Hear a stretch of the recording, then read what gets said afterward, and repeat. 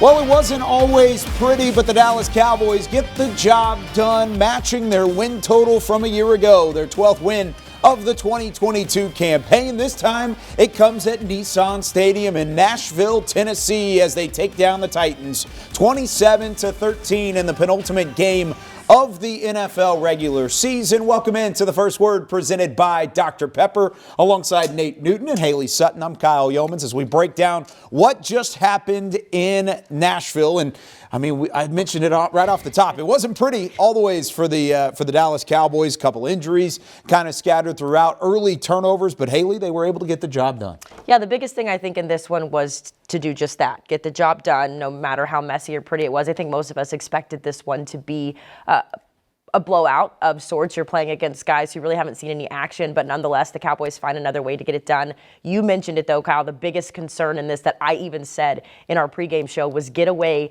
without some injuries in this one. And you had some key injuries, losing Tyler Biadasz, Zach Martin with an ankle injury. The secondary was banged up a little bit there. So definitely some concerns and things to ask Mike McCarthy in the postgame press conference. You know, as ugly as this game was, it was 8 for 13 on third downs. We controlled time of possession. 87 yards rushing wasn't pretty, but we had over 270 yards of passing. Our quarterback had a few boo-boos, some his and some wasn't his. But, you know, you got out of there, and I'm with you, Miss Hailey.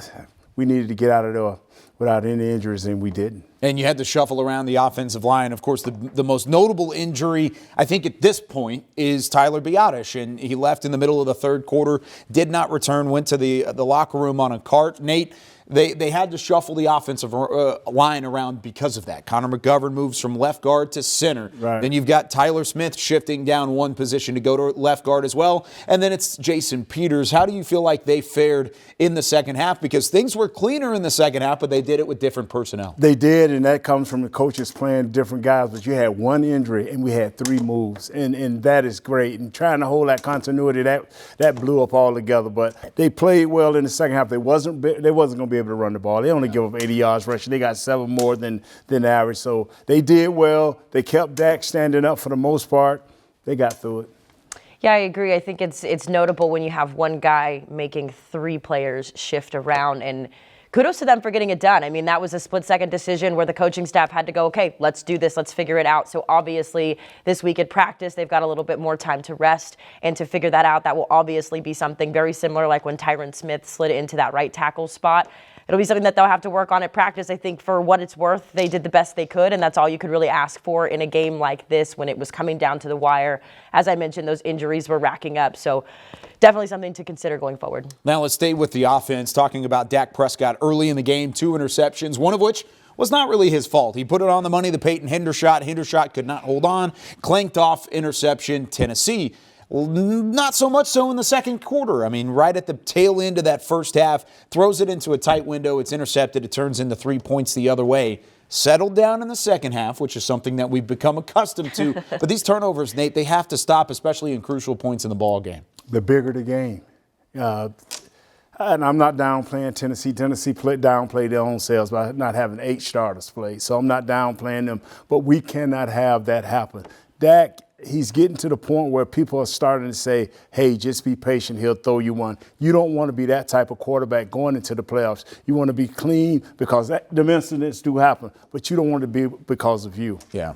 I just think at some point we have to figure it out. I mean, every week it's happening, and now that's what defenses are expecting. When Dak Prescott steps on the field, you're expecting an interception now. It's not something where you're saying, oh, this might happen. Every week you're expecting Dak Prescott to throw an interception, and I know Dak speaks very highly of himself. He talks about being confident. He talks about playing aggressive and not wanting to change that. But at some point, you really have to figure out how to evaluate how to keep that from happening. Because the first one, you're right. Peyton should have had that one. It was right in the breadbasket, bounced around. Rookie mistakes happen, right? But that second interception we're seeing more and more often with Dak, and you've got to find a way. For me, the excuses at this point, you know, it doesn't matter. It's something that we have to eliminate, because going forward when you're going into the postseason, that's the kind of stuff the defenses are really going to pick up on. And could be your downfall down the stretch. Yeah, it certainly played out. And luckily, one of the problems like that earlier in the season were penalties. It's good to feel like you're on the opposite side of that for once for Dallas Cowboys Nation, because Tennessee ended the game with 10 penalties for 124 yards. But really quickly here, let's talk about the defense. Hailey felt like the pass rush was back to normal. Secondary did a nice job of limiting Joshua Dobbs. Now, it's not Tom Brady throwing the football around. It's not Aaron Rodgers. It was Joshua Dobbs. But how you feel like the defense fared, got after him in the secondary play? It was nice to see. You know, I'm taking it with a grain of salt because it was against Tennessee's third stringers, so I'm taking it with a grain of salt. But I will say it's enlightening. It's encouraging to see the pass rush wake up. It's encouraging to see Micah Parsons get out there and make plays even when he's banged up.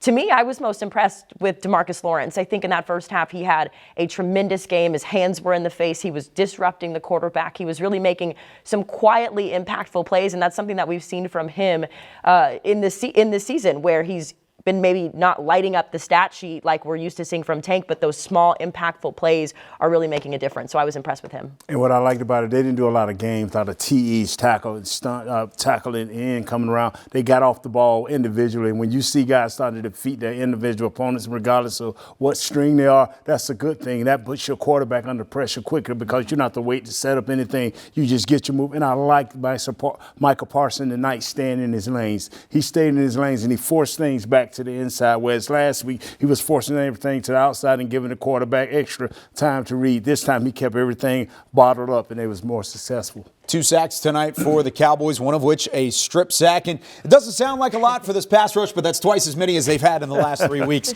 combined. Here's a look at the final stats. Once again, Nate mentioned it earlier. Great on third down again offensively. 8 of 13. If you can convert at that rate on third down, you're going to have a lot of success in this league. They finished up with 361 yards of total offense. The ground game never really got started, though they did stick with it. 10 carries for Malik Davis, 19 for Ezekiel Elliott. That'll be a talking point moving forward, especially with the shuffling on the offensive line. But that does it for us here on The First Word, presented by Dr. Pepper. The Cowboys win it 27-13 over Tennessee. Stay up to date for all more post-game reaction coming your way on DallasCowboys.com.